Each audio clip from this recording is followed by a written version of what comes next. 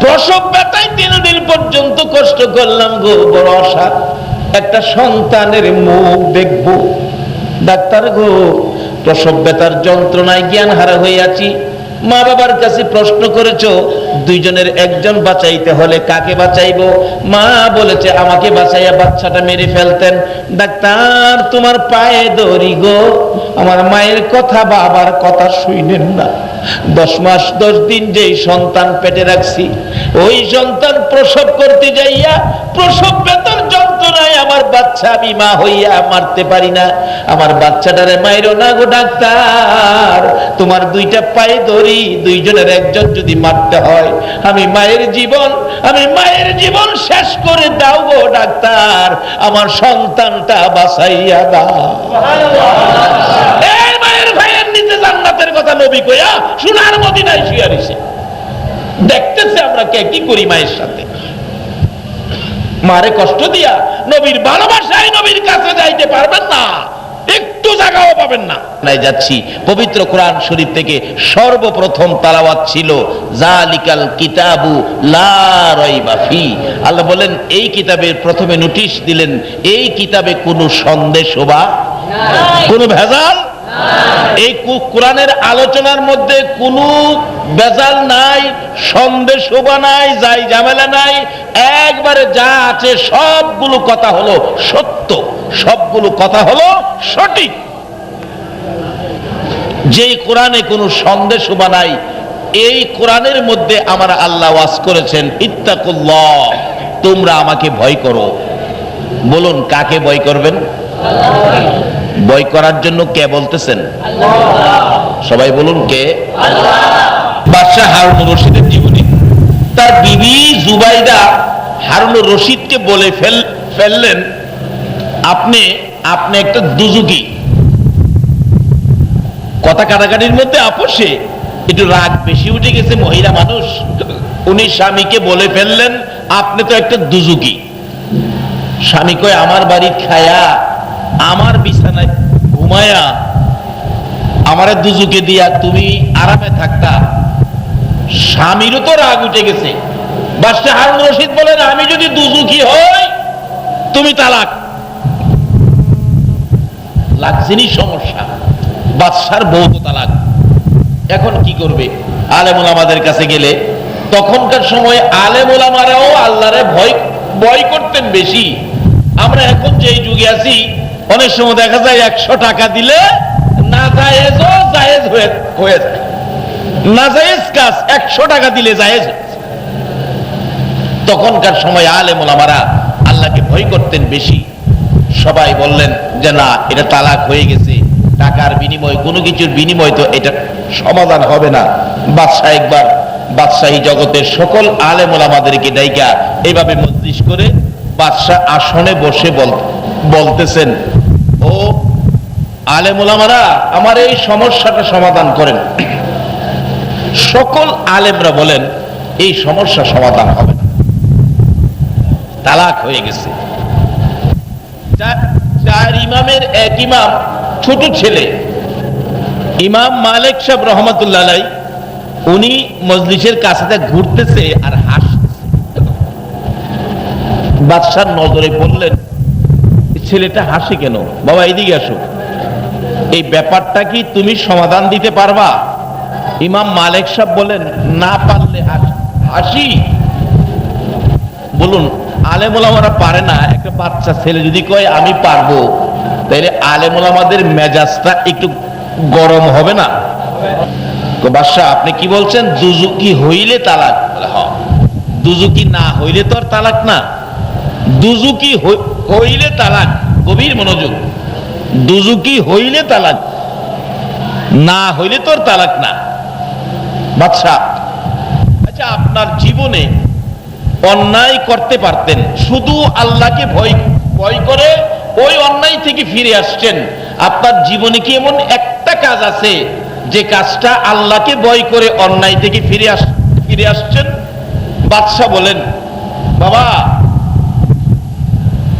এমন একটা না, হাজারো কাজ আছে আমি হারুনুর রশিদ অন্যায় অপরাধ করতে পারতাম, শুধু আল্লাহকে ভয় করে আমি ফিরে আসছি। ইমাম মালিক সাহেব বাচ্চা মানুষ বলতেছেন, বাদশাহ আপনার বিবি তালাক হয় নাই, আপনি বিবি নিয়ে বাড়িতে যান। এত মৌলবীরা পারে না, বাচ্চা সমাধান দিলে মৌলবীদের একটু মেজাজ খারাপ হয়েছে না, ডাকতেছে বেটা দলিল দিয়া যাও, দলিল এমনি কইলে হবে না। ইমাম সাহেব বলতেছেন, বাচ্চা ছেলে, ও আলেম ওলামারা আপনারা কি কোরআন শরীফ পড়ছেন? বলে হ্যাঁ। কোরআন শরীফে কি আপনারা পড়েন নাই? ও আম্মা মান খাফা মাকামা রাব্বিহি ওয়া নাহান নাফসা আনিল হাওয়া ফা ইন্নাল জান্নাতা হিয়াল মাওয়া। আল্লাহ বলছে, আল্লাহকে যারা ভয় করে অন্যায় থেকে ফিরে আসছে তার পুরস্কার হবে জান্নাতুল মাওয়া। আর বাদশার বিবি বলছে, বাদশা দুজুকি, বাদশা বলছে আমি দুজুকি হইলে তুমি তালাক। গভীর মনোযোগ, আমি দুজুকি হইলে তুমি তালাক। কিন্তু কোরআনে বলছে অন্যায় থেকে আল্লাহকে ভয় করে ফিরে আসতে সে বেহেশতি। তাইলে কোরআনের হিসাবে বাদশা বেহেশতি, বাদশা বলছে আমি দুজুকি হইলে তুমি তালাক। তাইলে বাদশা তো দুজুকি না, বাদশা বেহেশতি। দুজুকি হইলে বউ তালাক হইতো, কিন্তু বাদশা কোরআনের ভাষায় বেহেশতি, আল্লাহকে ভয় করার কারণে যান, আপনার বিবি তালাক হয় নাই, কারো কথা শুনবেন না, বাড়ির যান। এত বড় বিপদ থেকে বাদশা মুক্তি পাইল একটা আমল, সেটা হলো আল্লাহকে ভয়। শুধু দুনিয়ার বিপদ নয়, কবরের বিপদ নয়, হাসরের বিপদ নয়, একটা ভয় আল্লাহকে যারা করেছে সরাসরি ব্যক্তিটা আল্লাহর জান্নাতি হবে। জোরে বলুন সুবহানাল্লাহ। আল্লাহকে ভয় করা আমাদের দরকার আসেনি? কেন ভয় করবেন না? এই বডির মধ্যে জিনিসপত্রগুলো কার? বাস্তবে আসুন, আমরা যখন মায়ের পেটে ছিলাম, মায়ের পেটে আমাদেরকে লালন পালনের দায়িত্ব কে নিছে? নাকি দাদা, দাদি, চাচা, চাচি? এই পেটের ভিতরে তাদের কারো কোনো ক্ষমতা? কে লালন পালন দায়িত্ব নিয়েছে? দুনিয়াতে আসার পরে দুনিয়ার কোন জিনিস আমাদের পক্ষে খাওয়া সম্ভব হবে না। এই জন্য মার স্তনে স্পেশাল খাবারের ব্যবস্থা কে করেছে? কেমন খাবার? দেখবেন অনেক সময় বাচ্চা পেট খারাপ করে ছোটকালে অসুস্থ হয়, ডাক্তারের কাছে নিয়ে গেলে ডাক্তার দেখবেন আগে জিগায় বাচ্চারে খাওয়ান কি? বাচ্চা বলে খাওয়ান কি বাচ্চারে? বাচ্চার মা বলে লেকটুজেন খাওয়াই, গায়ের দুধ খাওয়াই, টানু খাওয়াই, এই সেই খাওয়াই। দেখবেন অবশেষে ডাক্তার সাহেব দমক দেয়, না বাচ্চাকে অন্য কিছু খাওয়াবেন না, মায়ের দুধ খাওয়ান। কারণ বাচ্চার জন্য মায়ের দুধের বিকল্প নাই। আল্লাহ বলেন, আরে বান্দারা, মনে কি কইছে দেখি দিতে,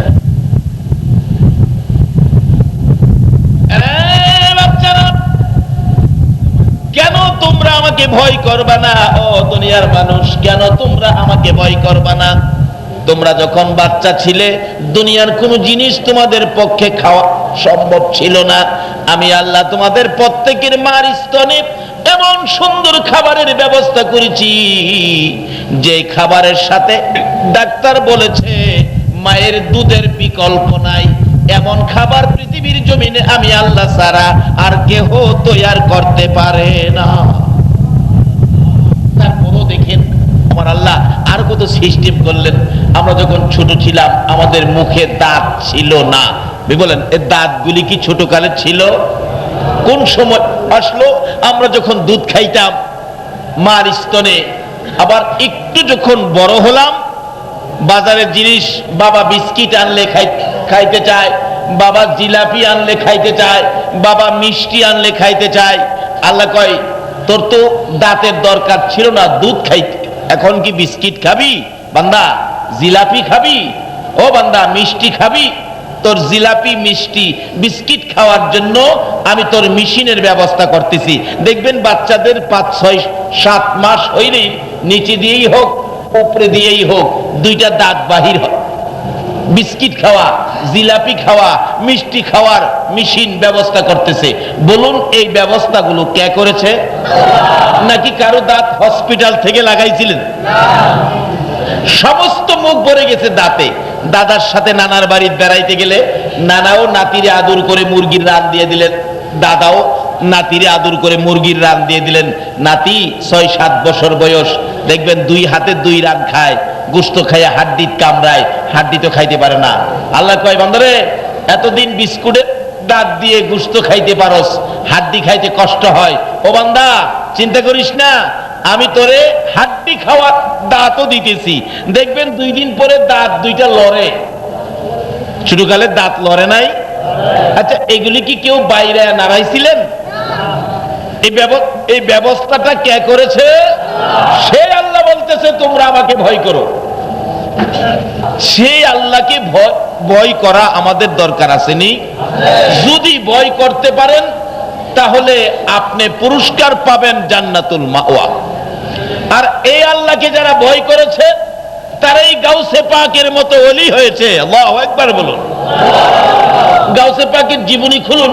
গাউসে পাক যখন বাচ্চা, শিশু বাচ্চা, তখন থেকেই আল্লাহকে ভয় করতেন এবং নবীকে ভালোবাসতেন।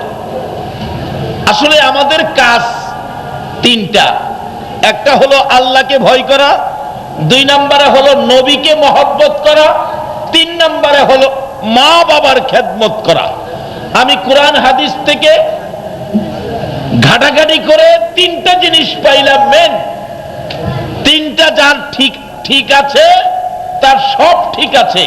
একটা হলো আল্লাহকে ভয়, 2 নম্বরে হলো নবীকে মহব্বত, 3 নম্বরে হলো মা বাবার খেদমত। এই 3টা যার ঠিক আছে তার সব ঠিক আছে। আল্লাহু আকবার বল। গাউসে পাক আল্লাহকে ভয় করে, ছোটকালে মা বাবার খেদমত করে, নবীকেও কি, নবীকে মহব্বত করার নির্দেশ কোরআন শরীফে আসেনি? আল্লাহ বলেছেন, কুল ইন কুনতুম তুহিব্বুনাল্লাহ ফাত্তাবিউনি ইউহিব্বুকুমুল্লাহ ওয়া ইয়াগফির লাকুম যুনুবাকুম আল্লাহু গফুরুর রহিম। নবী গো, আমার বান্দারা কি আমার সাথে ভালোবাসা স্থাপন করতে চায়, আমাকে ভালোবাসতে চায়? আমাকে ভালোবাসতে আমারে ভাইবো কই? আমার সাথে সরাসরি সম্পর্ক করার সুযোগ বান্দাকে আমি দেই নাই। মুসা নবীর মতো নবী পারে নাই আল্লাহকে সরাসরি দেখতে। আসলে আল্লাহ এমন এক জাতি, যে জাতিকে সরাসরি দেখা সম্ভব। আমাকে ভালোবাসতে হলে তারা যেন ফাত্তাবিউনি ইউহিব্বুকুমুল্লাহ, তারা যেন তোমার সাথে ভালোবাসা স্থাপন করে, তোমাকে ভালোবাসে। তোমাকে যারা ভালোবাসবে, আমাকে ভালোবাসার জন্য খুঁজতে হবে না, আমি আল্লাহ তাদেরকে ভালোবাসবো। এই ভালোবাসার প্রচলন সারা পৃথিবীতে এই নবীর জন্য বলুন ছড়িয়ে দিলেন কে? আর যদি বলুন কে? দেখেন কত জাতের সিস্টেম করেছেন আল্লাহ পাক। আজানের মধ্যে নবী, আকামতের মধ্যে নবী, তাশাহুদের মধ্যে নবী, নামাজের ভিতরে নবী। এমনকি এই নবীর ভালোবাসা শরীফ দেওয়ার জন্য কোরআন শরীফে আমার আল্লাহ নিজে এই নবীর উপর দুরূদ ও সালাম প্রেরণ করতেছে কিনা? ইন্নাল্লাহা ওয়া মালাইকাতাহু ইউসাল্লুনা আলান নবী। আল্লাহ বলেন, নিশ্চয়ই আমি আল্লাহ আমার ফেরেশতাদেরকে নিয়ে এই নবীর উপর দুরূদ ও সালাম প্রেরণ করি। তোমরা কে আছো এই নবীর উপর ভালোবাসায় দুরূদ ও সালাম প্রেরণ করবা, তাহলে তোমাদের সবকিছু দ্বারা আমি আল্লাহ খুশি হয়ে যাব। তার বাস্তব দুনিয়াতে দেখেন, আপনার পরিবহন সেক্টরে, পরিবহন বিভাগে যারা চাকরি করে, একটা বাসের মধ্যে একজন থাকে ড্রাইভার, দেখছেন তো? একজন ড্রাইভার, আরেকজন থাকে কন্ট্রাক্টর, আরেকজন থাকে গেটের মধ্যে, তাকে কি বলা হয়? অ্যাসিস্ট্যান্ট। আমাদের এদিকে বলে হেল্পার। ড্রাইভার, কন্ট্রাক্টর, হেল্পার, এলো বাস চালাইতে। ড্রাইভার সব গাড়ি চালায়, কন্ট্রাক্টর ভাড়া কাটে, হেল্পার বা অ্যাসিস্ট্যান্ট প্যাসেঞ্জার উঠা নামার জন্য সুবিধা। দেখবেন গেট গাড়ি থামলে বলে, আগে নামতে দেন, নামতে দেন, উঠেন উঠেন, ডাকতে থাকে। রাঙ্গুনিয়া যাবে, কাপ্তাই যাবে, ডাকতে থাকে। এই তাদের দায়িত্ব। এরপরও দেখবেন অনর্থক হেল্পার যিনি, অ্যাসিস্ট্যান্ট যিনি, অনর্থক আরেকটা চিল্লাচিল্লি করে, এটা মহব্বতের চিল্লাচিল্লি। সেটা কি? দেখবেন গাড়ি টান দিলেই হেল্পার বা অ্যাসিস্ট বলতে থাকে, উস্তাদ আস্তে যান, উস্তাদ ব্রেকে যান, উস্তাদ ডাইনে চাপ দেন, উস্তাদ বামে চাপ দেন, উস্তাদ 80 টানেন। আচ্ছা হ্যাঁ কি রাখছে এগুলি করার জন্য? হ্যাঁ তো গেট ক্লিয়ার রাখবে, কিন্তু অনর্থক দেখবেন হ্যাঁ একটা চিল্লাচিল্লি করে, উস্তাদ ডাইনে যান, বামে রিক্সা। আচ্ছা উস্তাদ ড্রাইভার কি দেখে না বামে যে রিক্সা? হ্যাঁ বলতে হয় কেন? নাকি ড্রাইভার অন্ধ? দেখে আবার বলে উস্তাদ সামনে ডিস্ট্রিক্ট, সামনে ডিস্ট্রিক্ট। ড্রাইভিং ভাষায় ডিস্ট্রিক্ট কারে কয় জানেন? ট্রাক, ট্রাকেরে কয় ডিস্ট্রিক্ট। শুনে মনে রেখেন, ট্রাকেরে কয় ডিস্ট্রিক্ট। উস্তাদ সামনে ডিস্ট্রিক্ট। আচ্ছা হের কইতেই কেন? ড্রাইভার দেখে না? উস্তাদ সামনে ডিস্ট্রিক্ট। আবার এই দিনে কইতেছে উস্তাদ পিছনে প্লাস্টিক। প্লাস্টিক কে রে কই জানেন? প্রাইভেট কার আছে না, প্রাইভেট, এই প্রাইভেট গাড়ি রে কয় প্লাস্টিক বলে। সামনে ডিস্ট্রিক্ট পিছনে প্লাস্টিক, অনার্থক চিল্লাই, ডাইনে লন বামে লন, আস্তে যান ব্রেকে যান, হরেন দিয়ে যান, অথচ হের কাজ এগুলি না। গেট পরিষ্কার রাখে হের কাজ, কিন্তু এগুলি হের কইতে হয় না, হইলে ড্রাইভার খুশি না। এক কন্ট্রাক্টর হেল্পার রাখছে, হ্যাঁ কিছু কয় না, দাঁড়ায় রইছে। ড্রাইভার দেখলাম রাগ হইয়া কয়, হ্যারে লাত্তি মাইরা নামায় দে। হ্যাঁ কেন চিল্লায় না? এই জন্য বলতেছে লাত্তি মেরে নামায় দে। আমার আল্লাহ বলেন, দুনিয়ার মানুষ, আমি আল্লাহকে ভয় করার পর আর একটা দায়িত্ব কাজ আমি তোমাদেরকে দিলাম। সেই কাজটা হলো আমার নবীর মহব্বত। আল্লাহু আকবার বলো।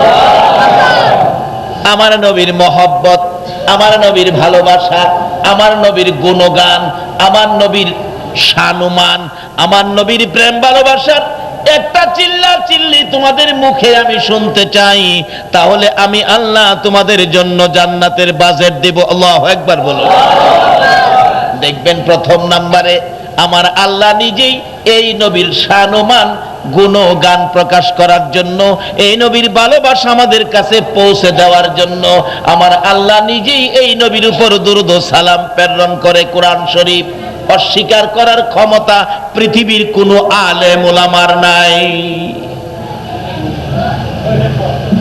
তাই কবি বলেন, নবী গো তোমার ভালোবাসায় আল্লাহ পাওয়া যায়, নবী গো তোমার ভালোবাসায় ওলি হওয়া যায়। এ নবীর ভালোবাসা ব্যতীত আল্লাহ পাওয়া সম্ভব না, ওলি হওয়া সম্ভব না। ওলি হইতে গেলে নবী লাগবে, আল্লাহ পাইতে গেলে নবী লাগবে, জান্নাত পাইতে গেলে নবীর আদর্শ লাগবে, নবীর তরিকা লাগবে।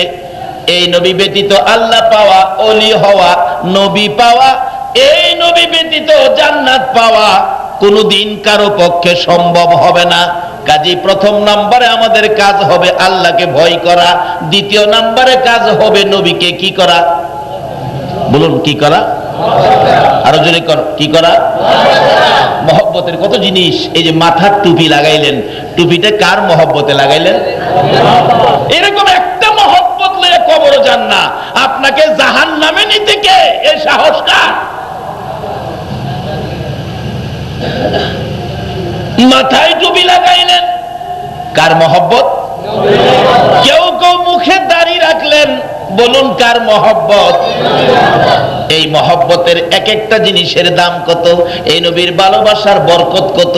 এই নবীকে যারা ভালোবাসবে গো, আল্লাহর জান্নাতে তারা যাবে গো।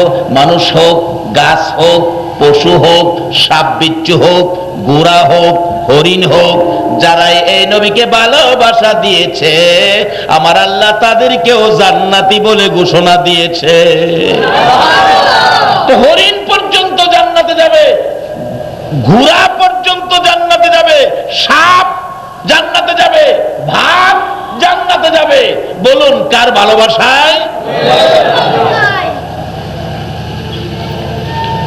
আজকে এই নবীর ভালোবাসা যারা আরামের বিছনা হারাম করে চোখের মধ্যে ঘুম না দিয়ে বসে আছেন, এই রাত্রে ঘুমাইতে পারতেন, ঘুমান নাই, তার বিনিময় কি পাবেন? হাদিস শরীফে আসছে, নবীজির একজন সাহাবী ছিলেন, যার নাম আব্দুল্লাহ বিন হুযাইফা। ওনার বিবাহের রাত্র ছিল, আগে তো বিবাহ রাত্রে হতো, রাত্র 12টায় বিবাহের কাজ সম্পূর্ণ হলো, খাবার দাবার সব সামনে হাজির।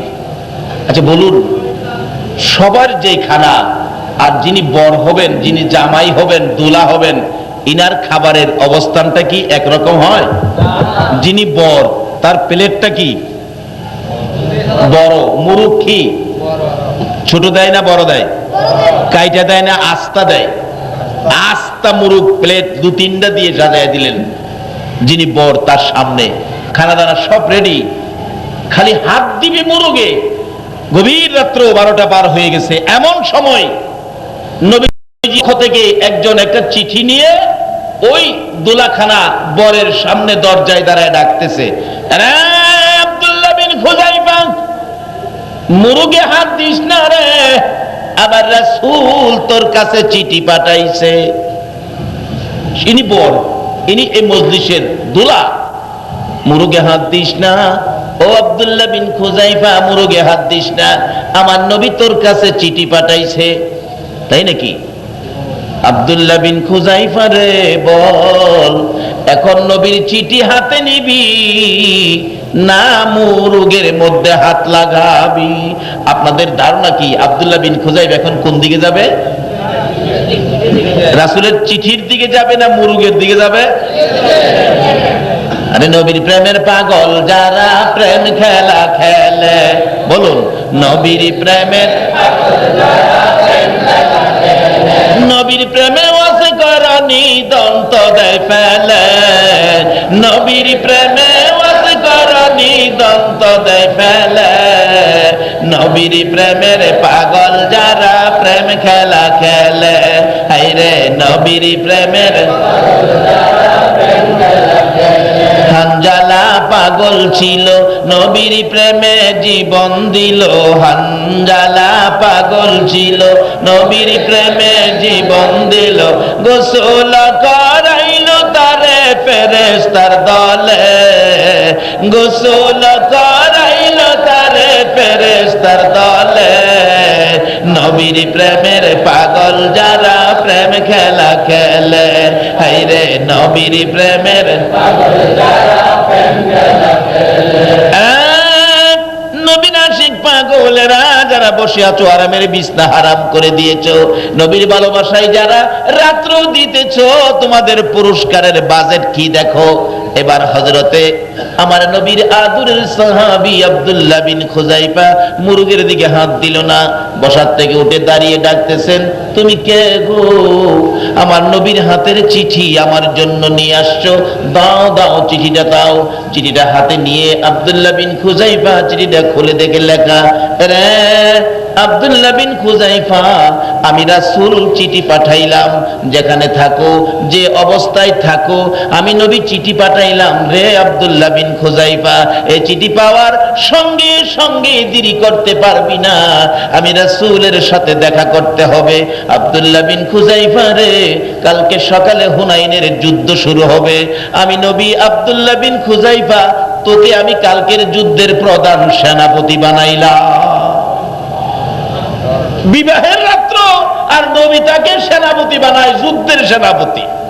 আমরা যদি হইতাম খবর দিতাম, নবী গো মাত্র বিবাহটা করছি, 2-4 দিন পরে যাই। আজকে কেন গো সেই নবীর ভালোবাসায় মাহফিলের আয়োজন করেছো, গাউসে পাকের মহব্বতে ফাতিহাই আজদাহমের আয়োজন করেছো, এইটা তোমার আমার জন্য, এটাই কবর হাসর মিজানের রোজগার হয়ে যাবে। আমার নবী চিঠি পাঠাইলেন, রে আব্দুল্লাহ বিন হুযাইফা দেরি করতে পারবি না, চিঠি পাওয়ার সঙ্গে সঙ্গে আমি রাসূলের সামনে হাজির হয়ে যাবে। আব্দুল্লাহ বিন হুযাইফা মুরুগে ধাক্কা দিয়ে, প্লেট ধাক্কা দিয়ে সরাইয়া নতুন বিবির কথা ভাবে নাই, খানার কথা ভাবে নাই, নবীর ভালোবাসার মালা গলায় লইয়া গো গোড়ার পৃষ্ঠে উঠা গোড়াকে চাবুক মারতেছে। গোড়ারে চল, আমার রাসূল ডাক দিয়েছে। মুরব্বীরা ভিতর থেকে ডাকি, আব্দুল্লাহ বিন খুযাইফা যাইস না রে, খানা খেয়ে যা। আব্দুল্লাহ বিন খুযাইফা বলেন, আরে বাবা যুবকের দল। ওই যুবক আব্দুল্লাহ বিন খুযাইফা ডাকে, না না আমারে ডাইকেন না, আমার রাসূল আমারে ডাক দিয়েছে। আজকে কারা গো সেই নবীর ভালোবাসার ডাকে মাহফিলে কষ্ট করে বসে আছো? আব্দুল্লাহ বিন খুযাইফা গভীর রাত্রে নবীর সামনে হাজির। আমার নবী ডাকতেছে, আরে আব্দুল্লাহ বিন খুযাইফা। ডাক দেওয়ার সঙ্গে সঙ্গে চলে আসছো, তুমি কি ঘুমাও নাই? রাসূল কি জানে না ঘুমাইছে কিনা? জিজ্ঞেস করে, ঘুমাও নাই? হুজুর আমি ঘুমাই নাই, আজকে আমার বিবাহের রাত্র ছিল, শুধুমাত্র বিবাহ হয়েছে, আপনার ডাক শুনে চিঠি দেখে আমি খানাতে হাত দেই নাই গো নবী, আপনার ভালোবাসায় আমি দৌড়ায় চলে আসছি। এমনি সময় একটু পরে নতুন বিবির হাতে চিঠি গিয়েছে, ও স্বামী আব্দুল্লাহ বিন খুযাইফা, যুদ্ধে যাইবা, কালকে হুনাইনের যুদ্ধ হবে। আমি তো খবর পেয়েছি প্রধান সেনাপতি তুমি হবে, আমি তোমাকে বাধা দিব না গো, যেহেতু রাসূল তোমাকে ডাক দিয়েছে। মা বোনেরা, মদিনার মহিলারা পর্যন্ত আমার নবীরে কত ভালোবাসতো, আর ভালোবাসার পুরস্কার তারা কি পেয়েছে আসুন সামনে বাড়ি। আব্দুল্লাহ বিন খুযাইফা চিঠি হাতে পাইয়া, বিবির চিঠি, একটুর জন্য আসেন, আমি আপনাকে দেখে দেই, দুইটা কথা বলি আপনার সাথে। কারণ কথাও হয় নাই, চলে গেলেন।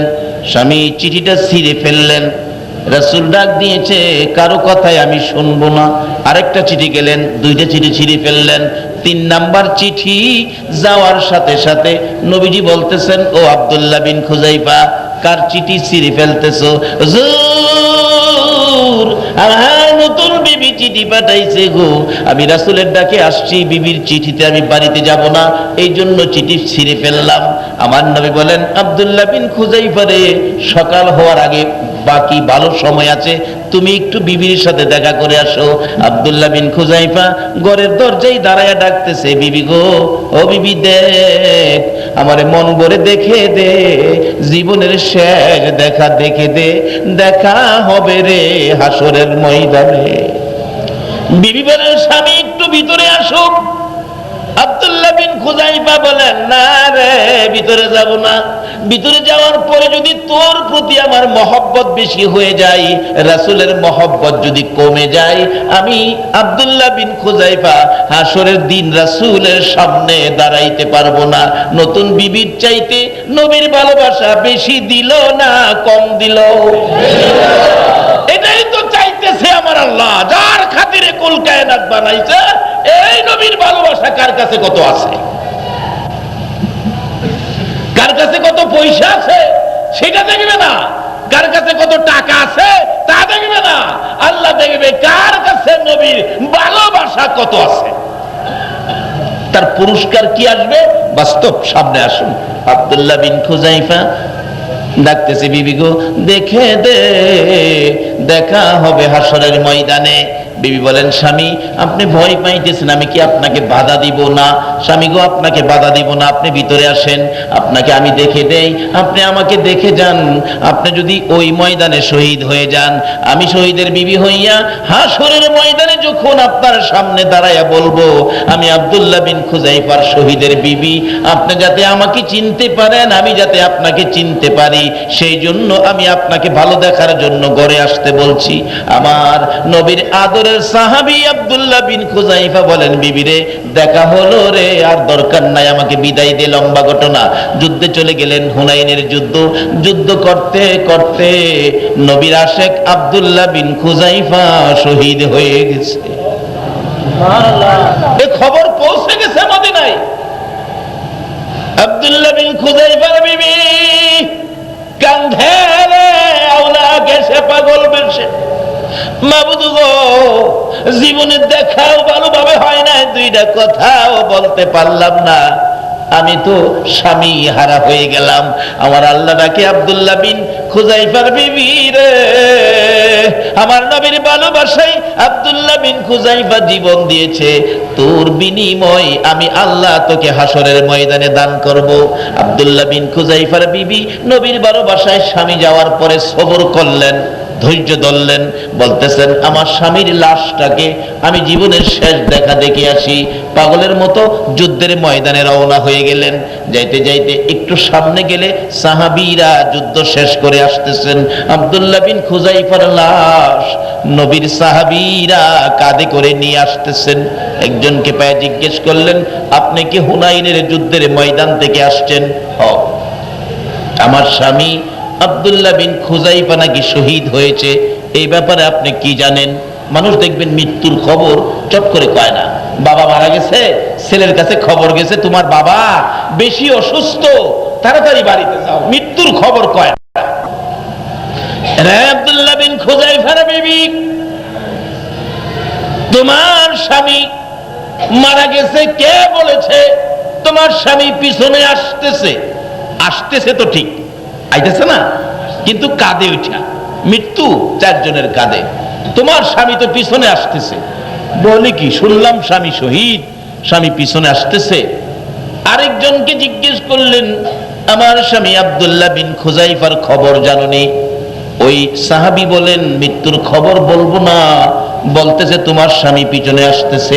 যারা জিগায় সেই বলে পিছনে আসতেছে। আব্দুল্লাহ বিন খুজাইফার বিবি একটা দৌড় মেরে আমার নবীর সামনে যাইয়া চোখের পানি ছেড়ে কান্দে, আল্লাহর বন্ধু গো, আমার স্বামী ওই জমিনের মধ্যে হুনাইনের যুদ্ধের ময়দানে আমার স্বামী শহীদ, আমি খবর পাইলাম, স্বামীর লাশ দেখার জন্য আসলাম। নতুন বিবাহ হয়েছে, ও আল্লাহর রাসূল, যাকে জিগাই সেই বলে আমার স্বামী নাকি আসতেছে, আমার স্বামী নাকি আসতেছে। আল্লাহর নবী গো, আমি আপনার কাছে জানতে চাই আমার স্বামীর খবর কি? আমার নবী কিছুক্ষণ চুপ করে থেকে ভাবতেছেন, সবাই বলে আব্দুল্লাহ বিন খুজাইফা আসতেছে, আমি আর কি বলবো? আমার সাহাবীরা যখন বলেছে আসতেছে, আমি নবীও বললাম, রে আব্দুল্লাহ বিন খুজাইফার বিবি, আমি রাসূলও বললাম, রে তোর স্বামী আসতেছে। আব্দুল্লাহ বিন খুজাইফার বিবি দুইটা চোখের পানি ছেড়ে ছেড়ে ডাকে, মাবুদ রে, তোমার রাসূল বলেছে আমার স্বামী বলে আসতেছে। শুনলাম আমার স্বামী মৃত্যুবরণ করেছে, কিন্তু আসবে কিভাবে? আমার আল্লাহ বলেন, জিবরাইল রে, আবার রাসূল যখন বলেছে আব্দুল্লাহ বিন খুজাইফা আসতেছে, আমি আব্দুল্লাহ বিন খুজাইফা তার বিবি সহ আমার নবীর ভালোবাসার বিনিময় আমি আল্লাহ আজকে দিতে চাই রে। আমার নবী যখন বলেছে আসতেছে, আর চারজনের কাঁধে শুয়ে থাকতে, এইভাবে আসতে আমি আল্লাহ দেখতে চাই না রে জিবরাইল। তুই যাইয়া আমার নবীর ভালোবাসার বিনিময় হিসেবে ওই আব্দুল্লাহ বিন খুজাইফার মাথার মধ্যে হাত লাগাইয়া দে, আমি আল্লাহ নবীর ভালোবাসার বিনিময় আব্দুল্লাহ বিন খুজাইফাকে জীবিত বানাইয়া দিলাম। নারে তাকবীর, নারে রিসালাত, নারে গাউসিয়া। বলুন, এই নবীর ভালোবাসায় লাভ হয় না লস হয়? তাই ছেড়ে দে নৌকা মাঝি যাব মদিনায়, চলুন ছেড়ে দে নৌকা মাঝি, মদিনাতে কান্দে নবী উম্মতের মায়ায়, মদিনাতে কান্দে নবী উম্মতের মায়ায়, ছেড়ে দে নৌকা মাঝি যাব মদিনায়, ছেড়ে দে নৌকা মাঝি যাব মদিনায়। নবী মদিনাতে আছে শুইয়া, গুনাহগার উম্মতের মায়া, মদিনাতে আছে শুইয়া, গুনাহগার উম্মতের মায়া। সেই নবীরই প্রেমে সবাই পাগল হও না, সেই নবীরই প্রেমে সবাই পাগল হও না, ছেড়ে দে নৌকা মাঝি যাব মদিনা, ছেড়ে দে নৌকা মাঝি যাব মদিনা। আল্লাহ নামের বর্ষা করি, সারলাম নবীর প্রেমের তরি, আল্লাহ নামের বর্ষা করি, সারলাম নবীর প্রেমের তরি, দয়াল নবীর রওজা খানি আমায় দেখাও না, দয়াল ছেড়ে দেন না, ছেড়ে দে নৌকা মদিনাতে কান্দে নবী উম্মতের মায়া, মদিনাতে কান্দে নবী উম্মতের মায়া, ছেড়ে দে নৌকা না, ছেড়ে দে নৌকা মদিনা। এই নবীর ভালোবাসায় লাভ হয় না লস হয়? নবীর ভালোবাসায় আব্দুল্লাহ বিন খুযাইফা জীবন দিয়ে জীবন ফিরে পাইলেন। বলুন কার ভালোবাসায়? তাই আসুন আল্লাহকে ভয় করলাম, নবীকে মহব্বত করলাম। এবার শেষ পর্যায়ে হলো বাপ মার খেদমত। বাপ মার কার খেদমত? বলুন মা বাবা আমাদের জন্য কষ্ট করছে কিনা? ইব্রাহিম নবী যখন ছোট ছিলেন, ইব্রাহিম নবী একদিন তার মাকে প্রশ্ন করে, মা আমার রব কে? মা বলেন তোমার রব আমি। আচ্ছা কন্ত রব কি মা? রব কে? যদি বলুন রব কে? কিন্তু মা তো বলে ফেললেন তোমার রব আমি। আসলে এক কিসিমের রব মা কেও বলতে পারেন, এটা ভুল হবে না। রব শব্দের অর্থ হলো লালন পালনকারী। রব শব্দের অর্থ হলো লালন পালনকারী। বলুন ছোটকালে মা আপনার আমার দায়িত্ব, লালন পালনের দায়িত্ব মার কাছে ছিল কিনা? ওটাই একটা বাচ্চা ছেলে দিয়ে তার বাড়িতে পাঠাইলাম। ওই মেয়ের মাটা যিনি সাহায্যের জন্য আসছিল, টাকাটা চাউলটা পায়া এত খুশি হলেন, দুইটা হাত বাড়ায় ডাকলেন, আল্লাহ আমি বুঝি আমার মেয়েটাকে বাঁচাইতে পারবো, আমার মা বুঝি বাঁচবে। মেয়ের মায়ায় মা এইভাবে কাঁদতেছে। এখনো ওই এলাকায় মাহফিলে গেলে পোস্টারিং করে, মাইক পাবলিসিটি করে, গরিবের দরদি, অথচ আমার পকেটে দেই নাই, মানুষের কাছ থেকে আইনা দিছি। এখনো এই এলাকায় আমারে গরিবের দরদি কয়। বললাম সকালে হসপিটালে পাঠান, সরকারি হসপিটালে চিকিৎসার জন্য যা কিছু পয়সা দরকার আমি ব্যবস্থা করব, আমি ইমাম সাহেব, কিন্তু চিকিৎসা তো আমি করতে পারি না, ডাক্তারের কাছে পাঠান। সকালবেলা ডাক্তারের কাছে পাঠাইলে আমি মক্তব ছুটি দিয়ে খোঁজ নিতে গেলাম, নাস্তাও খাই নাই, খোঁজ নিতে গেলাম। যাই দেখি ডাক্তার দাঁড়ায়া ওই মেয়ের মা বাবার সাথে পরামর্শ করতেছে। এমন মুহূর্তে আমি হাজির। ডাক্তার সাহেব রুগীটা যে সকালে আসলো, রুগীটার খবর কি? ডাক্তার জিগায়, হুজুর রুগী কি আপনার? আমি বললাম যে রুগী তো আমার না, আমি রুগীর পক্ষে। ডাক্তার বলেন, হুজুর রুগীটার অবস্থা ভালো না, রুগীটা বাঁচবে না। শেষ মুহূর্ত, আরো আগে পাঠান দরকার ছিল। আমি বললাম ডাক্তার সাহেব যদি চিকিৎসার অভাবে মেয়েটা মারা যায়, তার মা বাবা দাঁড়ায় আছে, তাদের মনে আজীবন একটা দুঃখ থাকবে, চিকিৎসার জন্য আমার মেয়েটা মারা গেছে, মরে যাক, আপনি চিকিৎসা করেন, চিকিৎসা করেন, চিকিৎসার পরে যদি মরে যাক আমাদের আপত্তি নেই, পয়সা যা লাগে আমি ইমাম সাহেব মানুষের হাতে ধরবো, পায়ে ধরবো, পয়সা ব্যবস্থা করব, আপনি চিকিৎসা করেন। ডাক্তার বলেন, হুজুর তবে চিকিৎসা করতে পারি, দুইজন বাঁচাইতে পারবো না যে অবস্থা আনছেন। যদি মা বাঁচাইতে চাই বাচ্চা মারা যাবে, বাচ্চা বাঁচাইতে গেলে মা মারা যাবে, আপনারা বলেন আমি কোনটা বাঁচাবো? আমি বললাম দেখেন এইটা তো ক্ষমতা আমার না, দায়িত্ব আমার না। এই মেয়েটার মা বাবা আছেন, মা বাবারে জিজ্ঞেস করেন। জিজ্ঞেস করতে মা বাবা কাঁদতেছে আর বলতেছে, ডাক্তার সাহেব আমার মেয়েটারে বাঁচাইয়া বাচ্চাটা মাইরা ফেলা। এমন সময় দেখি ওই ডেলিভারি অবস্থায় বেহুশ হইয়া পড়েছিলেন মা দুঃখিনী, দুইটা চোখ খুলছে, চোখের পানিগুলো জর্জর করে পড়তেছে, দুইটা ঠোঁট নড়তেছে, কথা বলার ইচ্ছা কিন্তু বলতে পারতেছে না। ডাক্তার বলেন মেয়েটা যেন কি বলবেন শুনি। মুখের কাছে কানটা নিলে, ডাক্তার মুখের কাছে কানটা নিলে ওই মহিলাটা বলতেছে যার বাচ্চা হবে ডেলিভারি। ডাক্তার প্রসব ব্যথায় 3 দিন পর্যন্ত কষ্ট করলাম গো, বড় আশা একটা সন্তানের মুখ দেখব। ডাক্তার গো প্রসব ব্যথার যন্ত্রণায় জ্ঞান হারা হইয়াছি, মা বাবার কাছে প্রশ্ন করেছো দুইজনের একজন বাঁচাইতে হলে কাকে বাঁচাইবো? মা বলেছে আমাকে বাঁচাইয়া বাচ্চাটা মেরে ফেলতেন। ডাক্তার তোমার পায়ে ধরি গো, আমার মায়ের কথা বাবার কথা শুনেন না। 10 মাস 10 দিন যেই সন্তান পেটে রাখছি, ওই সন্তান প্রসব করতে যাইয়া প্রসব বেদনার যন্ত্রণায় আমার বাচ্চা আমি মা হইয়া মারতে পারি না। আমার বাচ্চাটারে মাইরো না গো ডাক্তার, তোমার 2টা পায়ে ধরি, 2 জনের একজন যদি মারতে হয়, আমি মায়ের জীবন শেষ করে দাও গো ডাক্তার, আমার সন্তানটা বাঁচাইয়া দাও। এই মায়ের ভাইয়ের নিচে জান্নাতের কথা নবী কইয়া সোনার মদিনায় শুয়ে রইছে, দেখতেছে আমরা কে কি করি মায়ের সাথে। মারে কষ্ট দিয়া নবীর ভালোবাসায় নবীর কাছে যাইতে পারবেন না, একটু জায়গাও পাবেন না। ডাক্তার নিজেও ছিলেন মায়ের ভক্ত লোক। ডাক্তার বলেন এত যখন আশা, আমি চেষ্টা করি দেখি 2 জন বাঁচানো যায় কিনা। দরজা বন্ধ করে চিকিৎসা শুরু হলো। একটু পরে শুনি ও আওয়া করে কান্দে। আমরা খুশি, বাচ্চা বুঝি হয়েছে। ডাক্তার দরজাটা খুলে দরজার মাঝখানে দাঁড়াইয়া 2টা চোখের পানি জর্জর করে ছেড়ে দিয়ে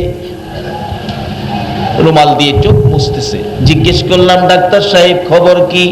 তার মা বাবাও গেলেন, ডাক্তার খবর কি? ডাক্তার বলতেছেন বাচ্চা হয়েছে ছেলে গো, বাচ্চার অবস্থা ভালো, কিন্তু বাচ্চার মা বাঁচবে না। ওই মেয়েটার মা বাবা কান্দে, বাচ্চাটা আমি কি করব, আমার মেয়ে যদি মারা যায়।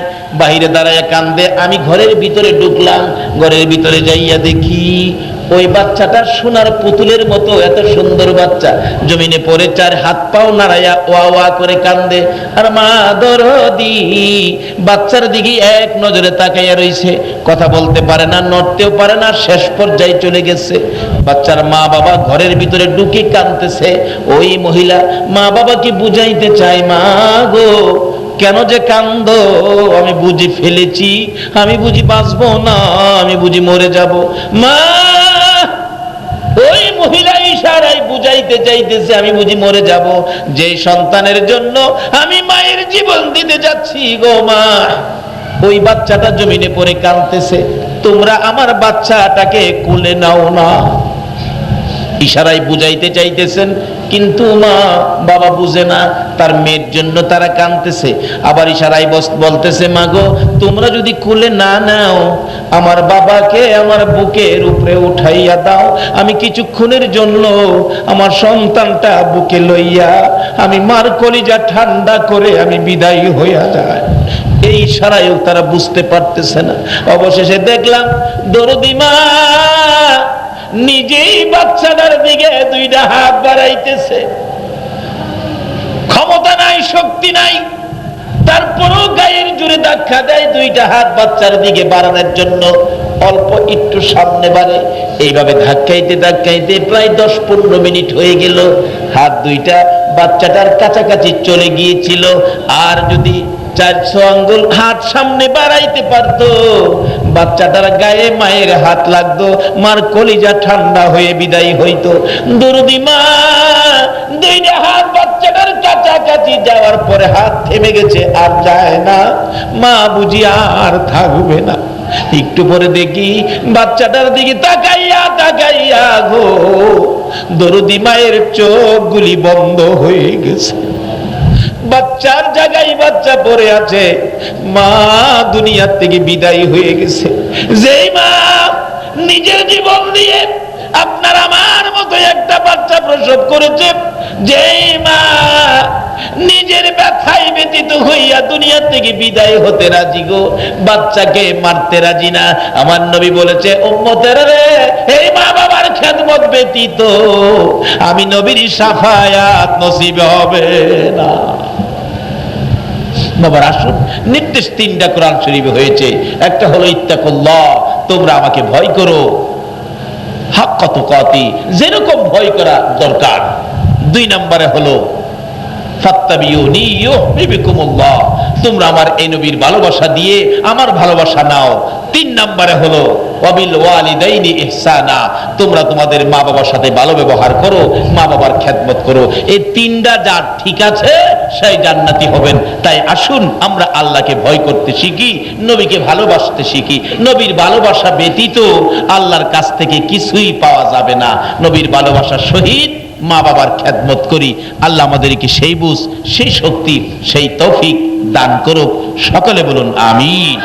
আসুন, যেই নবীর উপর আমার আল্লাহ নিজে 24 ঘন্টা দুরূদ ও সালাম প্রেরণ করে, ফেরেশতারা করে ইমানদারদেরকে ডাকে। কার ঈমান আছে আজকে প্রমাণ হবে। আল্লাহ ইমানদারদেরকে ডাকেন নবী পাকের উপর দুরূদ ও সালাম পাঠ করার জন্য। জানাই তোমায় লাখো সালাম ইয়া নবী, ইয়া রাসূল সালাম, ইয়া হাবিব সালাম।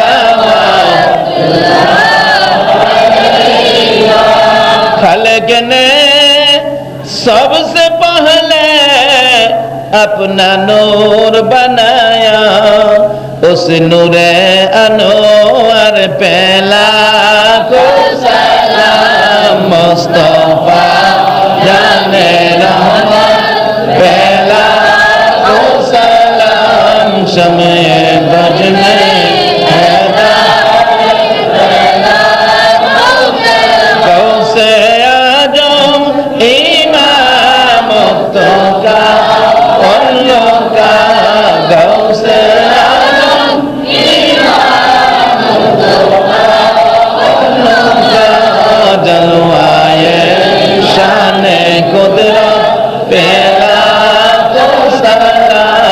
मुस्तफा जाने रहमत पहला को सलाम। शमे बज में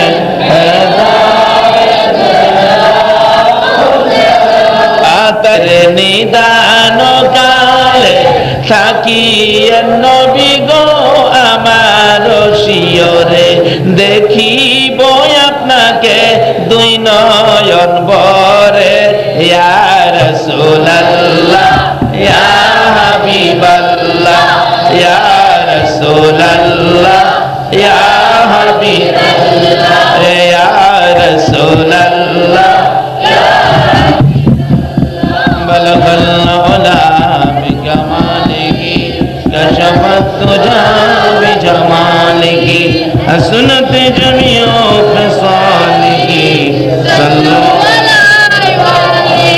বাবারা, ভাইরা, শুন, আজকে যেই যুবক ছেলেরা এবং যাদের সহযোগিতায় পবিত্র মিলাদুন নবী সাল্লাল্লাহু আলাইহি সাল্লাম গাউসে পাকের স্মরণে ফাতিহা ইয়াজদাহুম আয়োজন হয়েছে, নবীন সঙ্গের যুবকেরা এই মিলাদের পক্ষে, ফাতিহা ইয়াজদাহুমের পক্ষে কষ্ট করেছেন, পরিশ্রম করেছেন।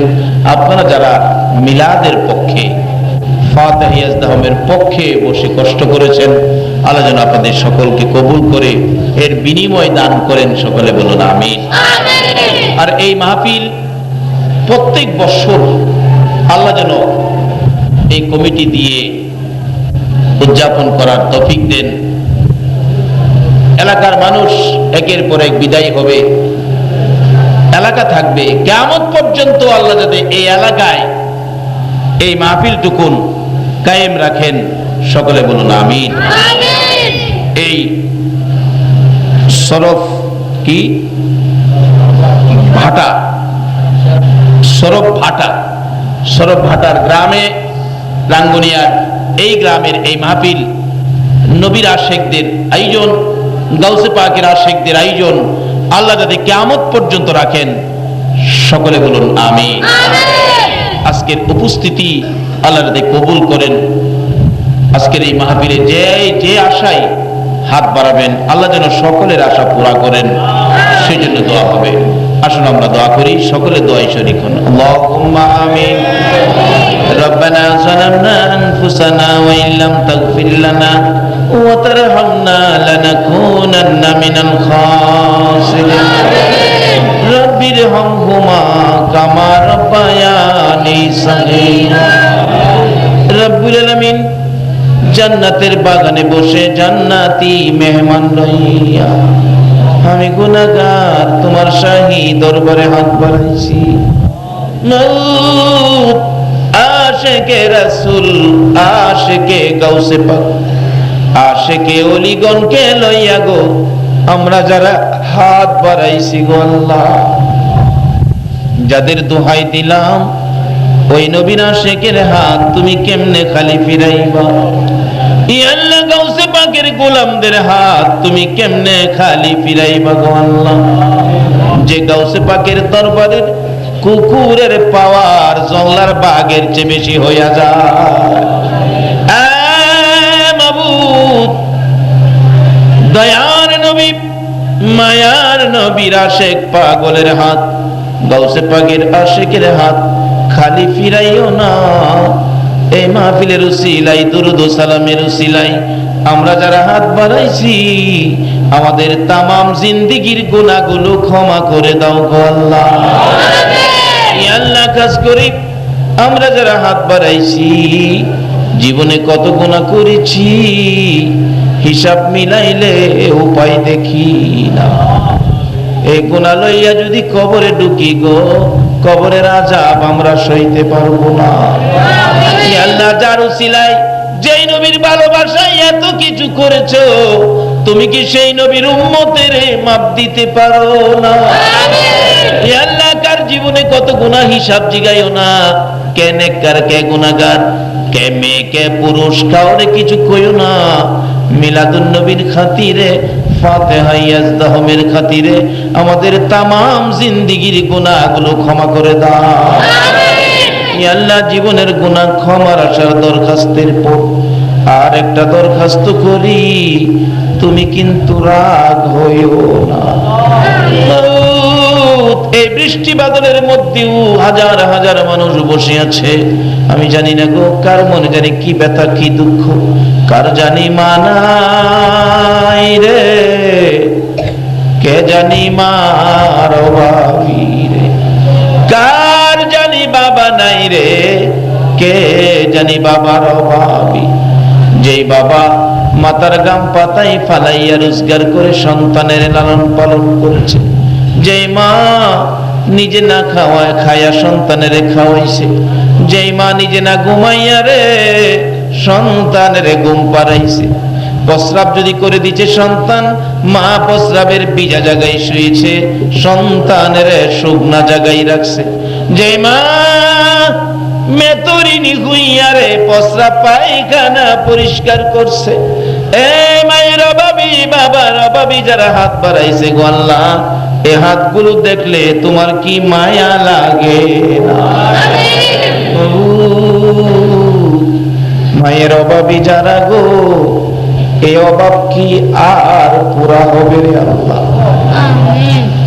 আমার মতো মায়ের অভাবী যারা হাত বাড়াইছে গো আল্লাহ, মাদ্রাসায় যখন ভর্তি হয়েছি অসুস্থ হয়েছিলাম, টাইফয়েড জ্বর হয়েছিল, ছুটিতে বাড়িতে চলে গেলাম, টাইফয়েড জ্বর বেড়ে গেছে, রাত্রে ঘুম হয় না, শুধু তাকাইয়া থাকি, রাত্রে ঘুমাই না, কোনো কথাও বলতে পারি না। আমার মা বলেছে, বাবা গো তুমি তো একেবারে মৃত্যুর পর্যায়ে চলে গিয়েছিলা। মা সারাটা রাত আমার মাতার পাশে বসে থাকতো, মাঝে মাঝে দেখি ভাই বোন বাবা সহ সবাই ঘুমিয়ে আছে, কিন্তু আমার মা দরদি মাতার পাশে বসে চোখের পানি ছাড়ে। জিজ্ঞেস করলাম, মা সবাই ঘুমাইলো, তুমি কেন ঘুমাও না? আমার মা বলেন, বাবা রে তুমি না ঘুমাইলে আমার চোখে ঘুম আসে না রে বাবা। তারপরও মাঝে মাঝে দেখি দুইটা হাত বাড়ায় ডাকে, মাউত আমার ছেলের জীবন ভিক্ষা দাও, জীবন ভিক্ষা দাও। যেই মা সন্তানের বিপদে তোমার কাছে জীবন ভিক্ষা চাইতো গো, এই মা বাবা যার কবরে রে আল্লাহ, আমরা সকলে মিলে তোমার জান্নাত ভিক্ষা চাই গো আল্লাহ। যেই মা সন্তানের জন্য জীবন ভিক্ষা চাইতো, আমরা ওই মা বাবার জন্য তোমার জান্নাত ভিক্ষা চাই, ভিক্ষা চাই। মা বাবা যার কবরে, সকলের কবরগুলো জান্নাতের বাগান বানায়া দাও। যার মা নাই তার জানি কেমন লাগতেছে, কার জানি মায়ের কথা মনে হয়ে গেছে হুজুর। রাত্রে কোথাও গেলে বাড়িতে আসতে দেরি হলে বাড়ির কাছে আইসা দেখছি মা দরদি দরজাটার কিনারে দাঁড়াইয়া রইছে। এ দরজা কার জানি রে বন্ধ হয়ে গেছে। মাবুদ, এই মায়ের অভাবী একটা পাগল ছেলের কাণ্ড কারখানা দেখেছি। ছেলেটা বিদেশ থাকতো, মাসে মাসে চিঠি লেখে, মা কেমন আছো, মা অসুস্থ, মারা যাবে, মা চিঠি পাঠাইছে বাবারে বাড়িতে আয়, আমি মা অসুস্থ হয়ে গেছি। চিঠি পাঠাইয়া 2 দিন পর মা দুনিয়ার থেকে বিদায়ী হয়ে গেছে। কাফন পরাইয়া কবরে দাফন করে ফেললে। ওই রাত্রে ছেলেটা স্বপ্নে দেখে তার মা দুনিয়ায় নাই, কবরে চলে গেছে। মা মা কইয়া বিদেশের বাড়িতে ঘুম থেকে উঠেছে। বন্ধুরা জিগাই কান্দো কেন? আমি কান্দি আমার মা নাই রে। কেমনে জানো? স্বপ্নে দেখেছি। স্বপ্নে কত কিছু দেখে না না, তোরা আমারে বুঝাইস না। আমার কলিজায় কয় আমার মা দুনিয়ায় নাই। পরের দিন টেলিফোন করেছে, বড় ভাই আমি আগামীকালকে বাড়িতে আসতেছি। বড় ভাই চোখের পানি ছেড়ে ছেড়ে কান্দে, বাড়িতে যে আসবি রে মা কইয়া কারে ডাকবি। বড় ভাই ছোট ভাইকে আনার জন্য মাইক্রো ভাড়া করে এয়ারপোর্টে যাবে। বুড়া বাবা ডাকতেছে, আব্দুর রহমান মন্নানকে আনতে এয়ারপোর্ট যাবি? হ বাবা, আমাকেও সঙ্গে করে নিয়ে যা। এয়ারপোর্টের গেটে বুড়া বাবা সহ অপেক্ষায়। একটু পরে দেখা যায় রে মায়ের পাগল লইয়া বিমান উইরা উইরা আসতেছে। বাবা এয়ারপোর্টের গেটে কান্দে, বাবু আমার পাগল রে কি দিয়া বুঝাইব রে। মন্নান বিমান থেকে নাইমা মালামাল সহ গেট পার হইয়া বড় ভাইকে দেখে একটা দৌড় মাইরা বড় ভাইয়ের গলায় ধরছে। ভাই ভাই ভাই রে, আগে ক আমার মায়ের খবর কি? বড় ভাই শুধু কান্দে, কোনো কথাই কয় না। ভাই কেন কান্দো? মায়ের খবর কি? বড় ভাই শুধু কান্দে, বাবার পায়ে পড়ে গেছে। বাবা গো, ভাই কান্দে, আমি স্বপ্নে দেখেছি আমার মা মারা গেছে। বাবা গো তোমার পায়ে ধরি গো, বলো না মায়ের খবর কি? বাবাও কান্দে, মাবুদ রে আমি কি বলবো? অবশেষে বাবা ধৈর্যের সহিত বলতেছে, মন্নান আয় গাড়িতে আয়, বাড়িতে যাইয়া দেখবি তোর মা কেমন আছে। গাড়িতে উঠে গাড়ি টান দিলে মন্নান ডাকতেছে, বাবা মা দুনিয়ায় নাই, স্বপ্নে দেখে তাড়াতাড়ি করে চলে আসছি, কোনো কিছু কিনতে পারি নাই বাবা গো, শুধুমাত্র মায়ের জন্য একটা স্বর্ণের চেন কিনছি বাবা। 4টা কাপড় মায়ের জন্য কিনছি, আর কারোর জন্য কিছু কিনি নাই। এই কাপড়গুলো স্বর্ণের চেনটা কাউরে দিয়েন না গো বাবা, আমার মায়ের হাতে বুঝাইয়া দিয়েন। বাবা কান্দে, বাবু আমি এই কাপড় আর স্বর্ণের চেন আমি কার হাতে বুঝাইব? বাড়ির কাছাকাছি মাইক্রো যাওয়ার আগে আগে দেখা যায় বাড়ির সামনে শত শত মহিলারা মায়ের পাগল দেখার জন্য দাঁড়াইয়া রয়েছে। কাছাকাছি যাওয়ার পর দেখা যায় মহিলারা চোখের পানি ছেড়ে ছেড়ে কাঁদতেছে। মন্না নাইছো মা কইয়া কারে ডাকবি রে। মহিলাদের চোখে পানি দেখে বাবার কাছে প্রশ্ন রাখলেন, বাবা এই মহিলারা কাঁদে কেন? বাবা কিছু কয় না, চুপ করে বসে আছে। বাড়ির কাছে মাইকো থামলে দরজাটা খুলে নিচে নাইমা ডাকতেছে, মা মা মা গো তোমার পাগল আইছে গো মা। কেউ তো আর মা হইয়া আসতেছে না। বাড়ির ভিতরে ঢুকে মা যেই রুমে থাকতো ওই রুমের দরজার মধ্যে ডাকতেছে, মা তোমার পাগল আইছে গো মা। মা গো তোমার মন্না নাইছে গো, দরজাটা খুলো না গো মা। দরজা কে খুলবে রে? নাই রে মা, দরদি নাই। ধাক্কা দিয়ে দরজাটা খুইলা দেখে মায়ের বিছানা খালি হয়ে গেছে। বিছানায় শুয়ে শুয়ে বন্যা কাঁদবে, আমার মা নাই রে, তোমরা দেখো না আসিয়া। এই বিছানা খালি করে মা গেল চলিয়া, তোমরা দেখা যাও রে, কত আদর করে তোমায় কুলে কাখে লয়া।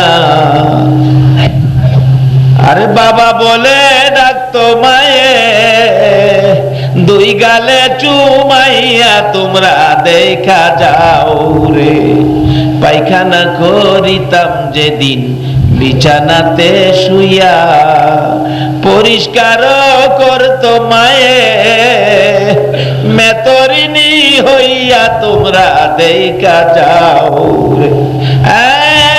বাবু মামা কইয়া বন্যার কান্দে রে, এই মায়ের অভাব তো আর পুরা হয় না। এই মায়ের অভাবী যারা হাত বাড়াইছে, বাবার অভাবী যারা হাত বাড়াইছে, গো আল্লাহ আর দেরি করো না, এই মুহূর্তে ওই সকল মা বাবার কবর গুলো জান্নাতের বাগান বানাইয়া দাও। আল্লাহ মা বাবা যার দুনিয়াতে আছে হায়াত বাড়াইয়া দাও। মা বাবা কেমন জিনিস বুঝার তৌফিক ছেলে মেয়েদেরকে দান করে দাও। দাদা দাদি নানা নানি শ্বশুর শাশুড়ি আলিয়া আওলাদ বংশধর্মী মুরব্বী পাড়া প্রতিবেশী খানদানবাসী মহব্বতী, খাস করে এই সরববাটা গ্রামের জমিনের নিচে, এলাকার জমিনের নিচে, রাঙ্গুনিয়ার জমিনের নিচে যত মুমিন মুমিনাত ঘুমিয়ে আছে, সকলের কবর জান্নাতের বাগান বানাইয়া দাও। ইয়া আল্লাহ খাস করে এই মাহফিলের আয়োজন যারা করেছে, নবীন সঙ্গের যুবকদের বংশধর মুরব্বী যারা কবরে, যারা উপদেষ্টা মণ্ডলী হয়ে তাদেরকে বুদ্ধি পরামর্শ দিয়েছে, যারা টাকা পয়সা দিয়ে সাহায্য সহযোগিতা করেছে, তাদের বংশধর যারা কবরে, সবাইকে তুমি মাফ করে দাও। ইয়া আল্লাহ এই মাহফিলে যারা দূর দূরান্ত থেকে আসবে, টাকা পয়সা দিয়েছে, দিবে, আয়োজন করেছে, করবে, সকলকে তুমি আফত বিপদ আযাব গজব অ্যাক্সিডেন্ট বালা মুসিবত শয়তানের শয়তানি দুশমনের দুশমনি হইতে বাঁচাইয়া রহমত বরকত শান্তি দ্বারা ভরপুর করে দাও গো আল্লাহ। ইয়া আল্লাহ আমাদের মধ্যে যারা অভাবী, অভাব দূর করে দাও। আমাদের মধ্যে যারা বিমারি, বিমার শেফা করে দাও গো আল্লাহ। হসপিটালে যাইতে হবে এমন রোগ কাউকে দিও না গো আল্লাহ। হসপিটালে যাওয়ার মতো রোগ যদি কারো থাকে, এই মাহফিলের উসিলাই, মিলাদুন নবীর উসিলাই, গাউসে পাকের শরণ, ফাতিহা ইয়াজদাহুমের উসিলাই, ইয়া আল্লাহ সকলের বিমার আমার মাফ করে দাও গো আল্লাহ। ইয়া আল্লাহ আমাদের মধ্যে যারা নামাজি, নামাজ কবুল করে নাও। যারা নামাজ পড়ে না, নামাজের বুঝ দান করে দাও। যারা ব্যবসা করে ব্যবসায় বরকত দাও। যারা চাকরি করে পদোন্নতি দান করে দাও। যারা গৃহস্থী করে জমির ফসলে বরকত দাও। যারা মদিনা যাওয়ার পাগল, মদিনার পাগল, মদিনা লইয়া যাও গো আল্লাহ। মদিনা যদি যাইবার তৌফিক না দাও, মদিনাওয়ালারা একদিন ঘুমের ঘরে স্বপ্নে দেখাইয়া দিও গো আল্লাহ। নবীজিকে স্বপ্নে না দেখাইয়া এই মাহফিলের কাউকে তুমি আজরাইলের হাতে তুলে দিও না গো আল্লাহ। ইয়া আল্লাহ যাদের ছেলে মেয়ে আছে, ছেলে মেয়েদেরকে হায়াত বাড়াইয়া দাও। যারা লেখাপড়া করে লেখাপড়ায় বরকত দাও। যারা পরীক্ষা দিতেছে, দিবে, কামিয়াবি দান করে দাও। যারা বিদেশ থাকে সহি সালামতে রাখো। যারা বিদেশ যাবে মনের আশা পুরা করে দাও গো আল্লাহ।